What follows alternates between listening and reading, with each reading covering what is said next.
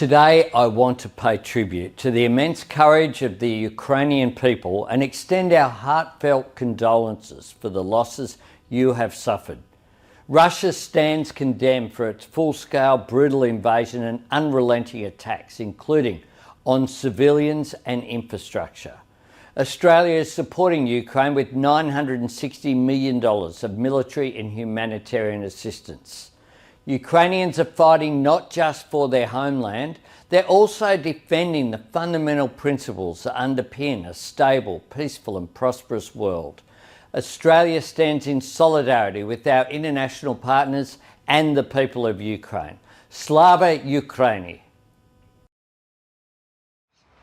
On this second anniversary of Russia's unjust, illegal and immoral invasion of Ukraine, lest we forget the victims, the families and the resilience of the Ukrainian people, who have put up an amazing battle but who deserve and warrant our continued support. We must as a world stand with Ukraine, and Australia must be at the forefront. For Ukraine's fight is our fight. It is a fight not just for Ukraine, but also for respect for sovereignty, respect for rule of law, and respect for free and democratic peoples. We urge continued support for Ukraine and much more. The Australian government should be gifting helicopters, energy supplies, sealing a deal in terms of taxation support, and making sure our embassy in Kiev is reopened. These are the things we wish to see as efforts to recommit, redouble our resolve to support Ukraine to prevail. Slava Ukraini.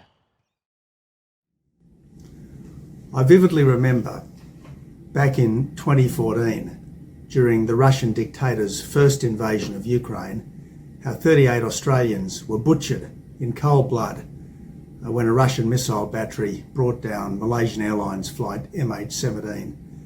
So for me, there's always been something personal.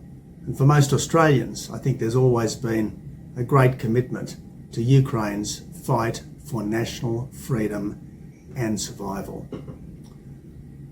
On this, the second anniversary of that evil event, the second Russian invasion of Ukraine, I want to express my solidarity with all Ukrainians, wherever they might be. I'm pleased Australia has been able to do something to help, but I wish it could do more. I'd like to see more Bushmasters. I'd like to see the Hawkeye armoured vehicle given to Ukraine in substantial numbers. I'm disappointed that we haven't been able to send to Ukraine some of our redundant helicopters. Nevertheless, I know that what you in Ukraine are doing is fighting for the freedom of everyone, not just yourselves. So I salute you as you face another year of conflict, and I pray to God that right does prevail. After 2 years, the courage of the Ukrainian people continues to inspire the world. Ukraine is standing up to an illegal, criminal, brutal invasion of Ukraine by Russia. Vladimir Putin is seeking to do what dictators always do, to trample on the rights of free people. And that is why Australians and other free nations need to continue to support Ukraine, to give Ukraine the military and financial and other support it needs to resist the Russian invaders.